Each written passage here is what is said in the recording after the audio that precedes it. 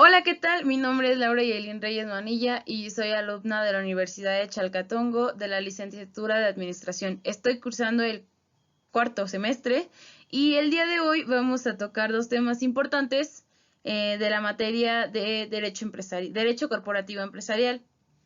Bueno, el primer tema que vamos a ver es apertura de crédito y el segundo, arrendamiento financiero. Claro, en esta ocasión lo aplicaremos en el país de Cuba. Empezaremos con datos importantes del país. Y bueno, el nombre oficial de este país es República de Cuba. Tiene una superficie de 114.525 kilómetros cuadrados. Sus límites, bueno, al norte se encuentra con Estados Unidos y Bahamas, al oeste está México y al sur las Islas Caimán y Jamaica. Al este se encuentra la isla Española. Bueno, la capital de este país es La Habana. Bueno, con respecto a la población, la República de Cuba cuenta con 11.338.138 personas. Empezamos con ¿cuál es la ley que regula las actividades de crédito para las empresas en Cuba? Bueno, en Cuba es el Código Civil de la ley número 59 quien se encarga de regular todas estas actividades de crédito para las empresas. ¿Qué es una apertura de crédito en Cuba conforme a la ley? Bueno, el Código Civil ya mencionado anterior de la ley número 59, en el artículo 235 se estipula que la obligación tiene por objeto la prestación de un servicio que éste debe de ser ejecutado personalmente por un deudor si el acreedor tiene interés en ello y esto se deduce de su contenido. Es decir, que que para que el crédito, para que una apertura de crédito se pueda llevar a cabo, necesita haber de las dos consentimiento de ambas partes, de la persona que va a dar el crédito y de la persona que va a recibir el crédito. Eso es lo que estipula el artículo 235.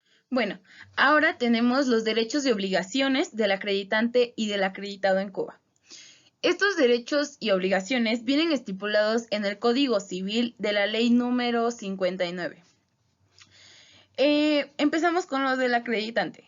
El acreditante, bueno, el artículo 257 que menciona que el acreedor puede ceder su crédito a un tercero sin el consentimiento del deudor, a menos que lo prohíba la ley o el acto jurídico, así resulte de la naturaleza de la obligación.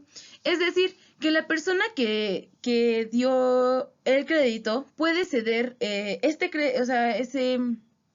crédito a otra persona, sin necesidad de consultarle al deudor si se puede o no se puede hacer, a menos que esté estipulado en la ley o donde se haya hecho este trato, sí, en ese caso no se puede hacer eso sin el consentimiento del deudor. En el artículo 258 menciona que el acreedor que, que ha cedido su crédito a otra persona está obligado a entregarle los documentos que acrediten el derecho. Es decir, que la persona que se dio el derecho está obligada, estrictamente obligada, a darle todos los documentos que pertenezcan a dicho crédito. Porque ya de nada serviría que la persona que por primera vez dio el crédito siga teniendo esos papeles. Cuando sin la aprobación del deudor el acreedor acepta el pago por tercera persona interesada en el cumplimiento de la obligación, se producen los mismos efectos en la cesión de créditos. Es decir, que la persona cuando no dio cuando se dio aún así se haya dado sin el consentimiento del deudor, se tienen que llevar a cabo los mismos procedimientos que ya se detenían estipulados. Bueno, ahora pasamos con los derechos y obligaciones del acreditado o deudor.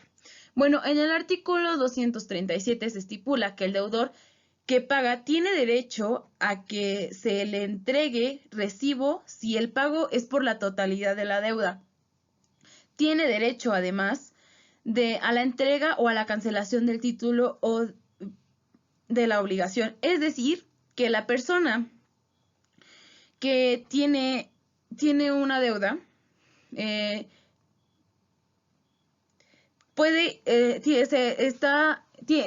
en todo su derecho de exigir alguna factura que verifique que ha ido reduciendo con los pagos que ha ido dando la cantidad todo total.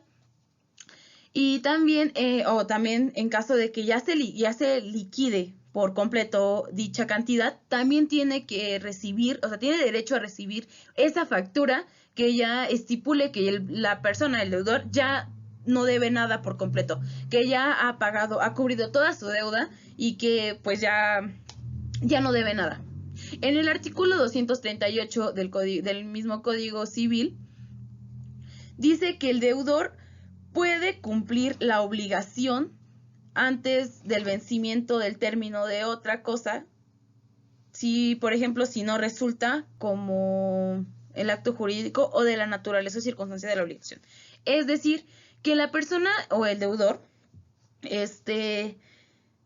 por ejemplo, algún crédito que tenga algún tiempo fijo, o el deudor puede terminarlo de pagar antes de lo estipulado, o en caso de que se llegue a pasar, tiene que hablar el deudor para que en caso de que si no pueda con eso, le den como que más tiempo. Pero eso viene también estipulado en el artículo 239, que es el siguiente que vamos a ver. Bueno, en este artículo lo divide en 3 secciones. Bueno, el deudor que debe pagar varias deudas al mismo acreedor tiene el derecho de aclarar en la oportunidad del pago a la cual a ella se le aplica. Es decir, si el deudor no solamente contrajo una deuda, sino 2, 3 o 4, y no está dentro de sus posibilidades poder pagar todas las deudas al mismo tiempo, porque todas están a tener la misma fecha o algo así. En ese caso, el deudor tiene la facultad, o sea, puede hablar con la persona que le dio el crédito y pues llegar a algún acuerdo sobre ese tema, y que se le dé más tiempo, ya sea eso, que se le dé más tiempo, o quizá que se le congelen las cuentas o las deudas, perdón. 2. A la falta de esta aclaración, el pago se imputa a la deuda que el acreedor designa en la oportunidad de efectuarse aquel, y siempre que el deudor no se oponga a ello inmediato. Si en caso de que el deudor no aclare o no declare que no puede pagarlo, pues se le va a imputar, que es decir, que se le va a hacer como que se le van a...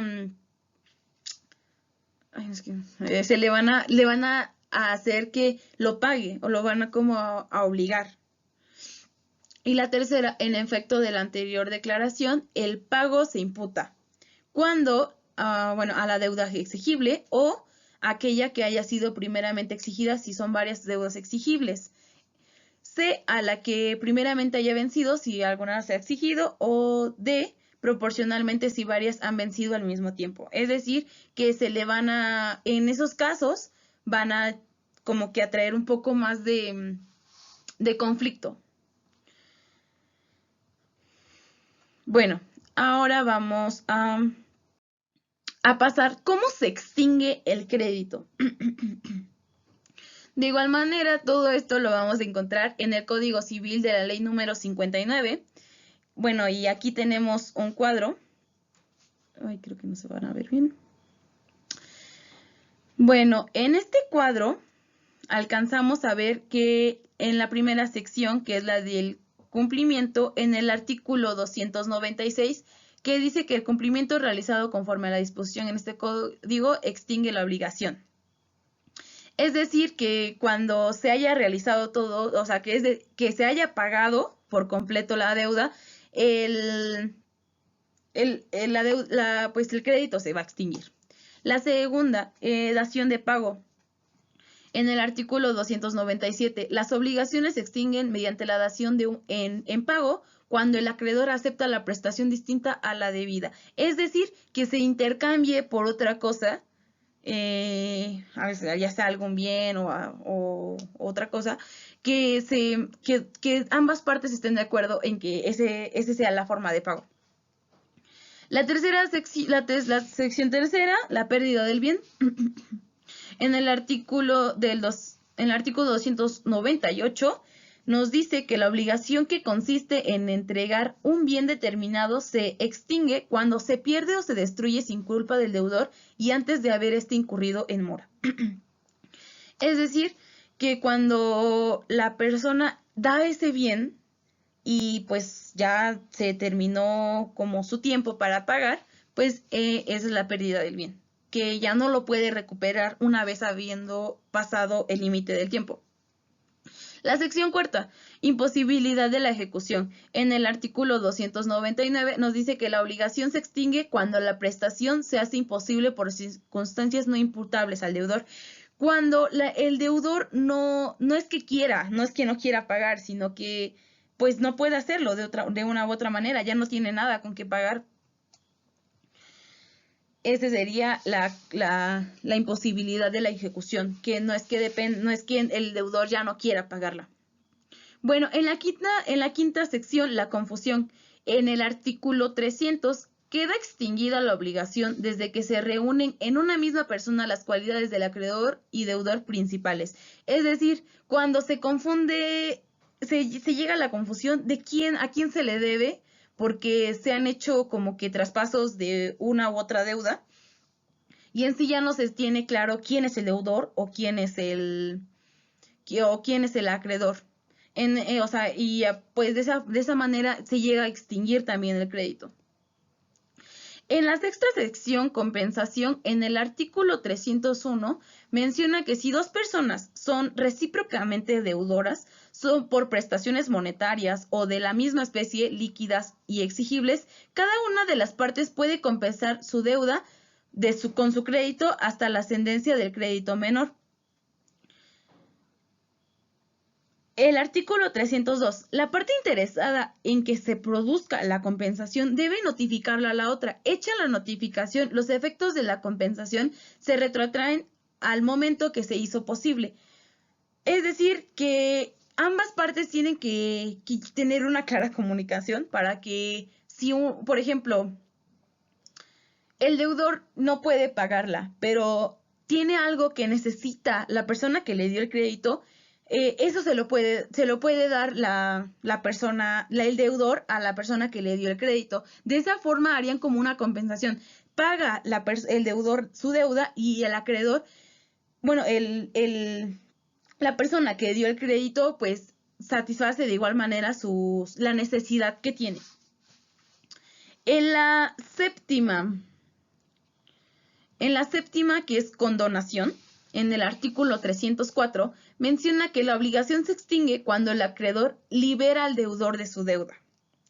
Es decir, cuando, pues, por alguna razón, ya no tiene mucho caso que, o no sé, se llegue a un acuerdo y la persona que dio el crédito diga, pues, ya no necesito que me pagues nada, porque, pues, no sé, algún acuerdo que hayan llegado.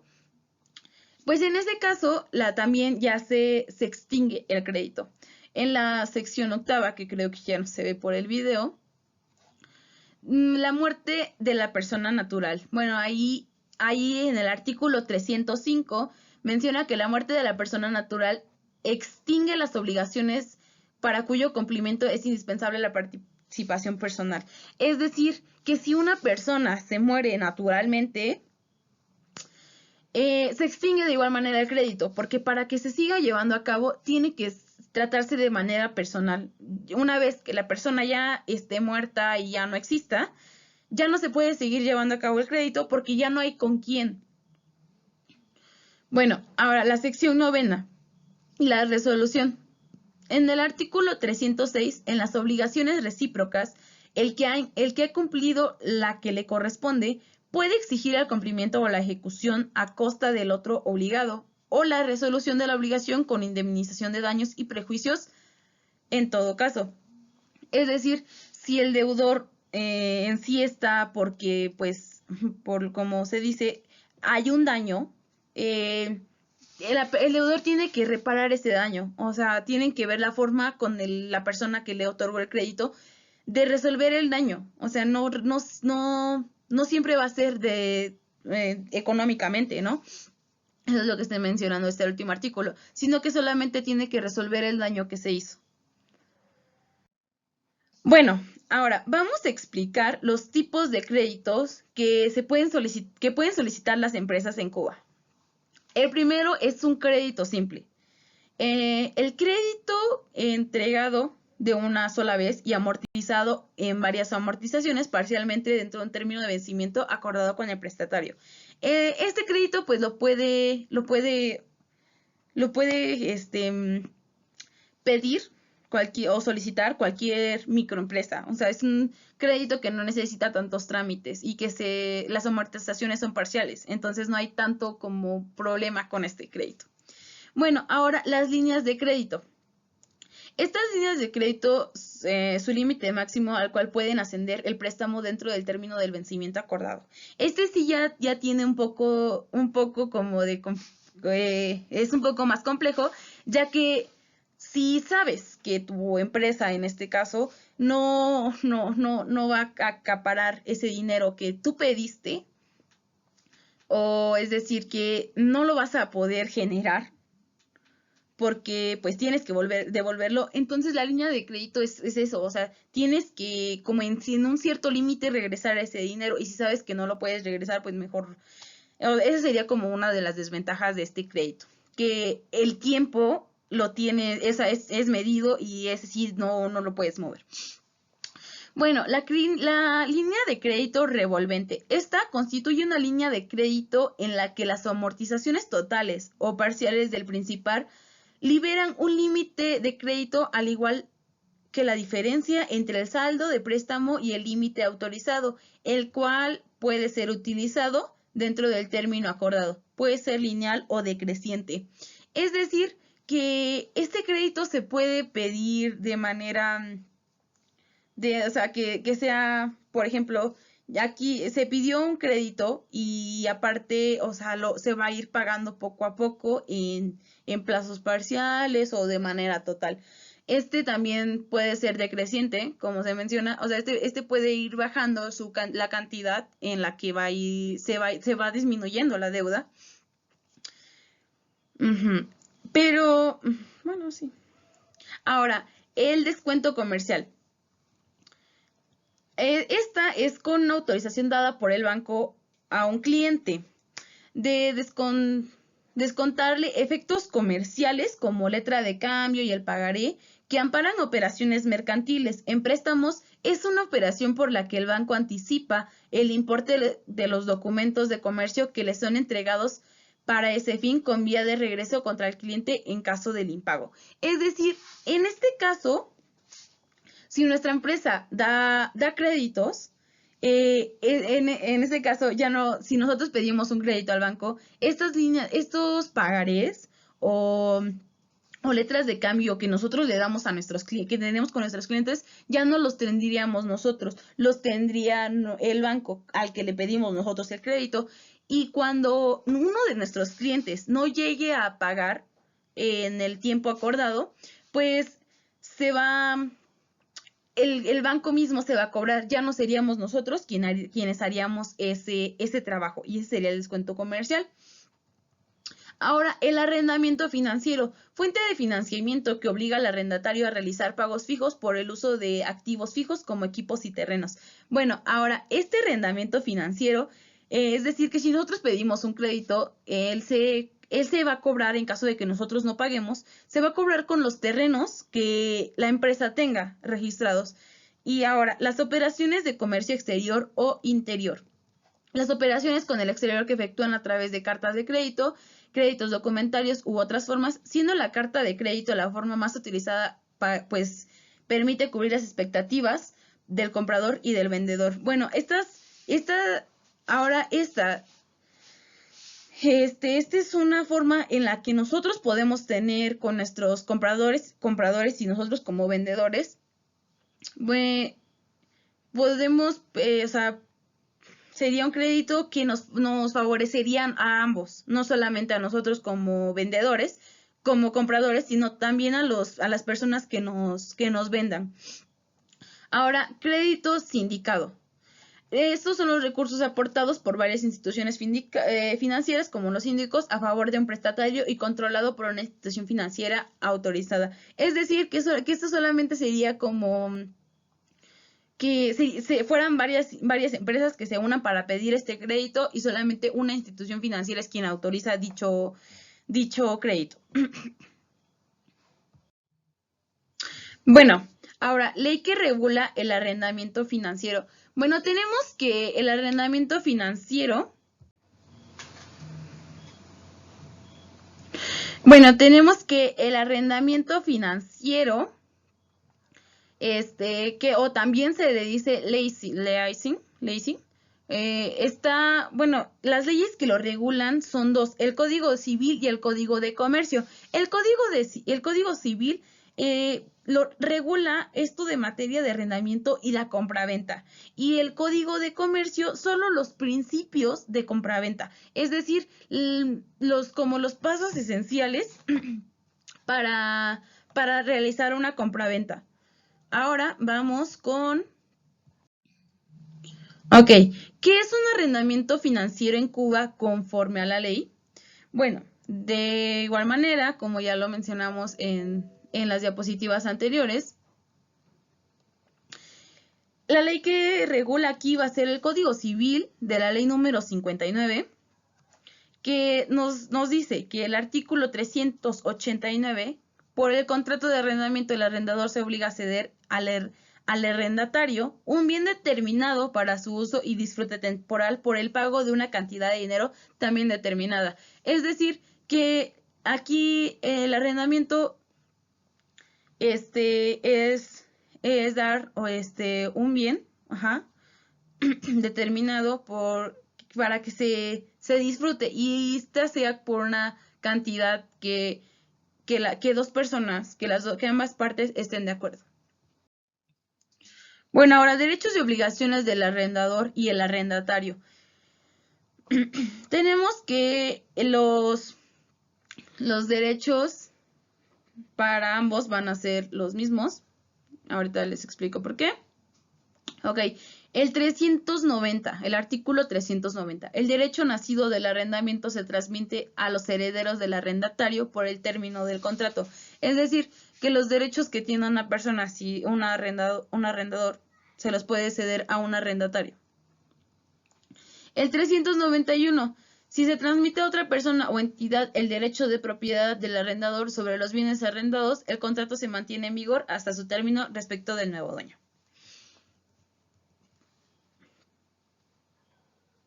Es decir, que aquí la persona que arrenda un bien, y el contrato, por ejemplo, se va a tener en vigor hasta que llegue otra persona a arrendar el mismo bien. El artículo 392. Bueno, el 392 nos habla sobre que si expira algún, por ejemplo, este mismo término de arrendamiento, le va a pertenecer al arrendatario y a los herederos en el uso del arrendamiento. Ahora vamos con las obligaciones del arrendador. Bueno, este artículo, el 393, menciona que el arrendador está obligado a entregar al arrendatario el bien objeto del contrato. Es decir, que no le puede mentir respecto a eso. O sea, tiene que ser el mismo que le dijo y que se especificó que le daría. B. hacer por su cuenta las reparaciones mayores y urgentes del bien que quiera. Es decir, que sin que él puede hacerle modificaciones al bien, sin que la otra persona, o sea, sin que a la otra persona se le tome como en cuenta. En caso de que sean, o sea, urgentes, no puede tomar en cuenta el arrendatario, los tiene que hacer. También de una forma sería que al arrendatario le beneficien. Se debe mantener el arrendatario en el goce pacífico del bien arrendado, es decir, que se lleve una buena comunicación, se tenga una buena comunicación o con la persona que está arrendando el, el bien para que pues, o sea, sea de manera pacífica y tranquila la comunicación y, y también como las pláticas que se tengan, ¿no?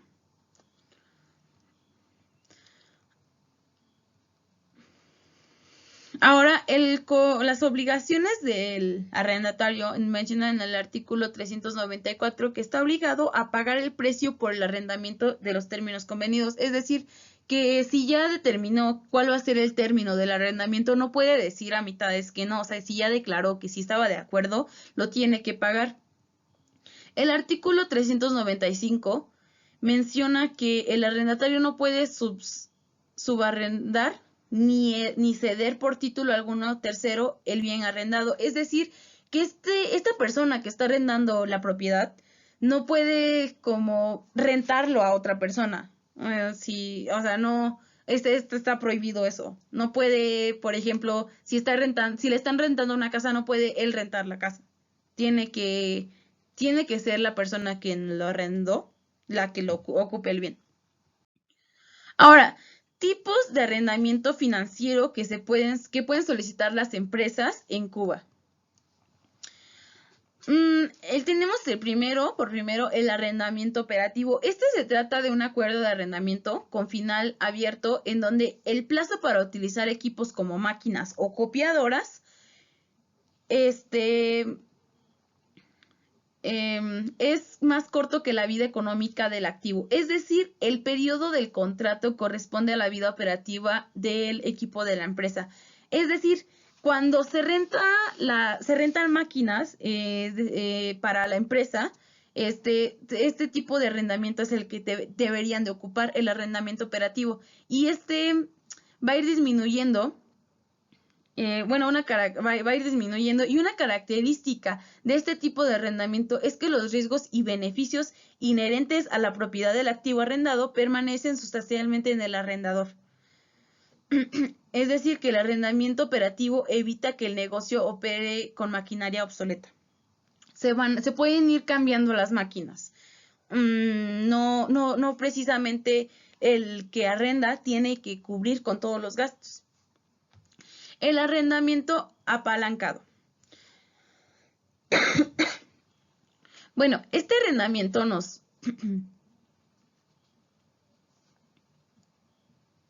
Este tipo de arrendamiento nos habla que este es un acuerdo en el que el arrendador concede una parte del capital del costo del activo arrendado. Los prestamistas se encargan de proporcionar el saldo de la financiación, es decir, que el arrendador solicita fondos a un prestamista, que generalmente son compañías financieras, para adquirir el activo del arrendado. Bueno, por último, la venta y arrendamiento. Este es un acuerdo que es muy utilizado por empresas que enfrentan crisis de liquidez a corto plazo y es adecuado para activos no sujetos a depreciación como edificios en construcción o maquinarias en montaje, debido a que dichos activos no pueden ser utilizados, no serán objetos de depreciación. Es decir, que en este caso la venta y arrendamiento, por ejemplo, si nuestra empresa ya está a punto de quebrar, este puede ser un buen arrendamiento financiero que podemos utilizar en Cuba, ya que las personas pueden vender o arrendar la maquinaria que estén ocupando. Y por último, tenemos la comparación de Cuba con el caso mexicano. Bueno, tenemos que aquí en este caso México, como tenemos México aquí, México, No es así. Sí, así. México, en la Ley General de Títulos de Operaciones de Crédito, en el artículo 291 dice que en virtud de la apertura de crédito, el acreditante se obliga a poner una suma de dinero a disposición del acreditado o a contraer una cuenta de esta obligación para que el mismo haga uso del crédito concedido a la forma en las condiciones convenidas, quedando obligado el acreditado a restituir los acreditantes a la suma. Bueno, como ya vimos, o sea, aquí sí solamente tiene que como que es un poco más forzoso el pago. Aquí en México tiene que ser forzoso el pago, se tiene que cumplir. En Cuba ya vimos que el deudor podía como que hacer un poco de, platicar un poco con la persona a la que le debía para que la deuda pudiera extender un poco más el tiempo para que no trajera tantos problemas a la hora de pagar. Bueno, ahora vamos con la comparación con los contratos de arrendamiento financiero. De igual manera, la Ley General de Títulos y Operaciones de Crédito, pero en el artículo 410, menciona México que el contrato de arrendamiento financiero deberán otorgarse por escrito y podrán inscribirse en el registro público de comercio a solicitud de los contratantes, sin perjuicio a hacerlo en registros con otras leyes determinan. En contratos de arrendamiento financiero, en los que convenga la entrega de anticipos por parte del arrendador a los proveedores fabricantes o constructores de los bienes y objetos de dichos contratos, que por su naturaleza, ubicación o proceso de producción no sean entregados en el momento que se pague el precio por parte de sí mismo arrendatario. Esto quiere decir que la persona que está dando el arrendamiento financiero tiene que tiene que tener en cuenta eso, tiene que la persona pues sí cumpla con las características, que los proveedores que le están dando el arrendamiento pues se tienen que hacer como muestras de calidad para que se pueda llevar a cabo. En Cuba, pues ya vimos que con que salvaran a nuestras empresas los arrendamientos, pues era suficiente. Bueno, y esto ha sido todo. Espero cumpla con las características. Muchas gracias y nos vemos.